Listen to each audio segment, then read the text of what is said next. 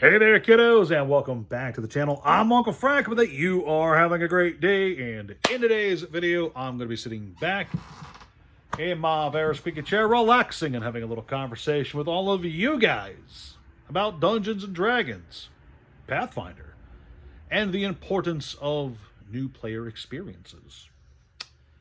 You see, I am quite a big fan of Dungeons and Dragons, 3rd edition, and the Pathfinder RPG, 1st edition, and as well as plenty of other RPGs out there. I do enjoy Cyberpunk, Call of Cthulhu, some other ones as well that I've tried over the years, and I've got to say, these are popular for a reason. Sitting down and building characters and having fun in these fantasy worlds, beating up drunken hobos in fantasy bars, it's a great experience, especially if you have the right play group, especially if you have a play group that's been playing these games for years. This can be a really fun, really rewarding hobby, both mentally, as you do all the math necessary to get everything working, and just kind of socially. It's very rewarding to play with friends for long periods of time, sometimes hours upon hours at a time. It is a very time-consuming hobby. But I've got to say, besides card games, I do believe it's very important for tabletop role-playing games to get their new player experience right the first time.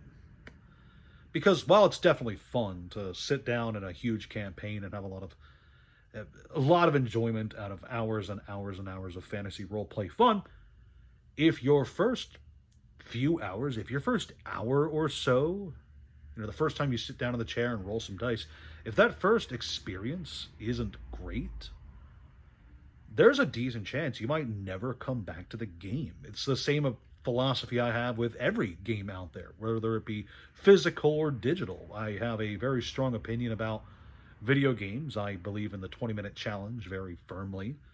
And I think that kind of mentality, the importance of a first impression for RPGs is very important. I believe it's one of the most crucial things to get right. Because RPGs, like any hobby, really, like any hobby, RPGs live and die based on an injection of new players, of new fans to carry the torch of the hobby far into the future. And while Dungeons and Dragons may be more culturally relevant now than ever, I mean, if you ask a random person on the street if they have heard of Dungeons and Dragons, they're probably going to say yes. It's been on movies and TV shows and has been popping up throughout the decades now.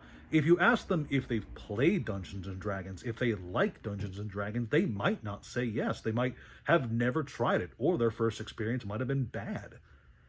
And over the years, different RPG companies have sought out many different ways to give new players a fantastic onboarding experience. And I do mean they've tried this a lot, because there are a lot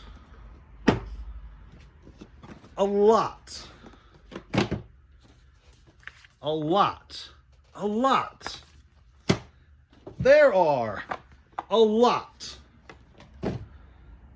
are so many different products designed to get new players to try out these games, whether it be called a demo deck, a beginner box, an intro set, a starter set, a beginner module, whatever. There have been so many cracks at this idea of giving potential new fans of the game a quick, easy to understand and easy to play experience, that it's basically its own subgenre of the game at this point. You could have an entire bookshelf dedicated just to the introductory starter sets of the various RPGs out there. There's way more than just the D&D and Pathfinder ones.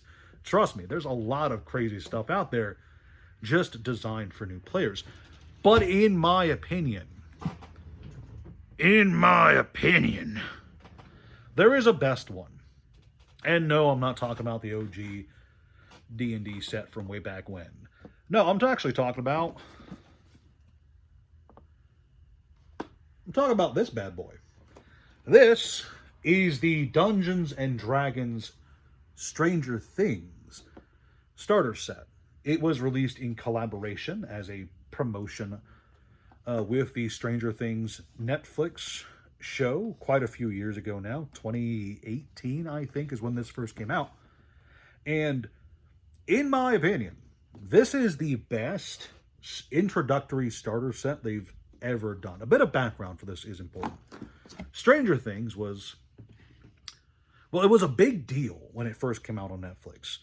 While I was never a big fan of the show, it just didn't appeal to me. I do understand why it was popular. It was well done, pretty great special effects. The CGI monster was pretty well done. All the characters were enjoyable for the most part. The plot was, at first, solid. So I definitely understand why it had a lot of fans. Another thing it did, besides just being popular, was it really catapulted Dungeons and Dragons into the public mind again, because this was a popular show on Netflix that had Dungeons and Dragons as a pretty, I would say, pretty impactful story element.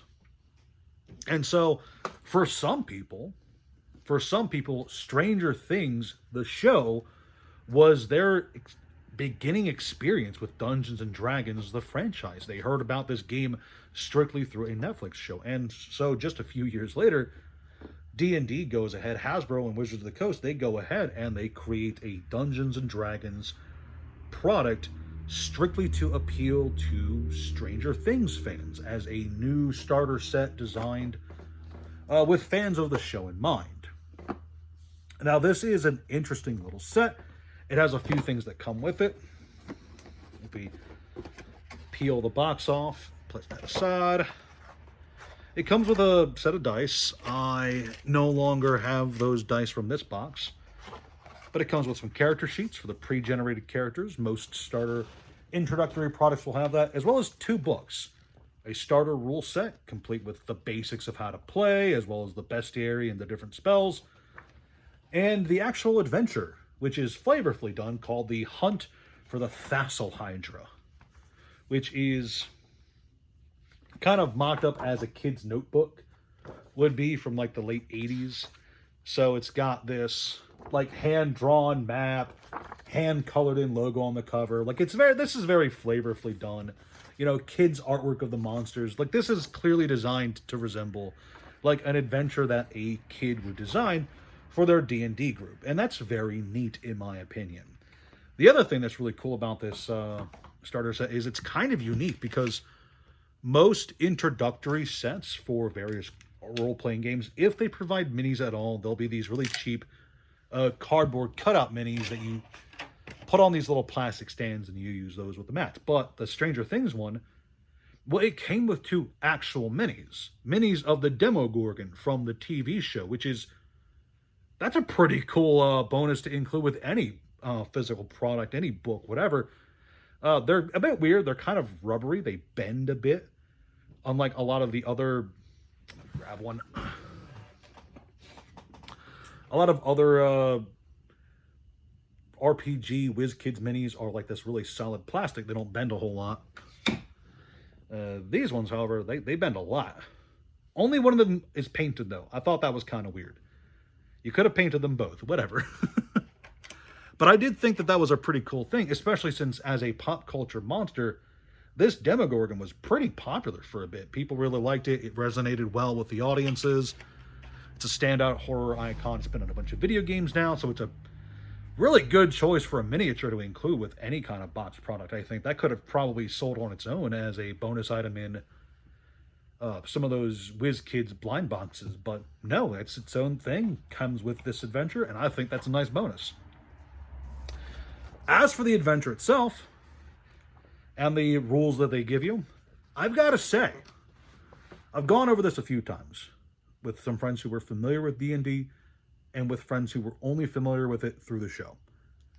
And I've got to say, as a starter adventure, as an introductory adventure, this is short, it is sweet, and it is very fun to get through. Everyone I've played this with has enjoyed it a lot. I have personally enjoyed both playing it and running it.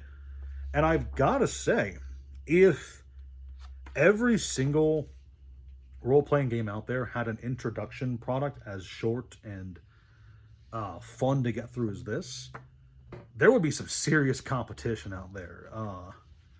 Just from the fact that this is I don't want to say it's like a brisk adventure. It's not like a 5-minute jaunt. It is a full adventure at the end of the day, but it is a fun one. It is a fun one that you can easily lose track of time playing. And that, I think, is why it kind of sets itself apart, because it's very memorable, I should say. It's a very memorable take on the introductory product, and it's just so fun. And that, I think, at the end of the day, is super important to have. And I hope that future products just kind of take this approach rather than the, oh, here's a dungeon with some goblins. Because there are, not necessarily recently, but some of the stuff I've played for some RPGs are very bare bones. Here is your quick mission. Go fight some goblins, have fun with it. No introductory product is ever super in-depth. Just to be clear, they're designed to be quick adventures and nothing too complicated. But sometimes just having that little extra flavor is enough to really get people to latch into the game. And Dungeons & Dragons has done crossover products with other IPs. There was a big Rick and Morty thing they did, a big Rick and Morty box that they did a few years ago. That was... Well, I don't like Rick and Morty, but from what I understand, it is a popular box set. So there's that. This actually, believe it or not, this was not popular when it first dropped, when it first released. Most D&D beginner sets, most Pathfinder beginner sets, they aren't received well because they have one specific purpose, and after that purpose is done, you're never going to touch them again. So I understand why people would kind of just look the other way when it comes to these things, but I do believe that this is a solid product, and nowadays it does have a price tag on it. But when it first came out, it wasn't well received at all. It was like $5 in the bin. It was a bargain bin item for like 3 years. I bought a bunch of them just to have. I ended up giving a bunch of them away just because it's a good introductory product. And I think if you're going to approach modern day D&D, this is perhaps the best way to get people into it. So there's that. That's my opinion on it. Anyway, I feel like I've been rambling about this for quite a while, but I just wanted to share this with you guys. It is something that I genuinely enjoyed. Like I said, I think it's important to see the really cool stuff even in products you don't like. I don't like modern D&D.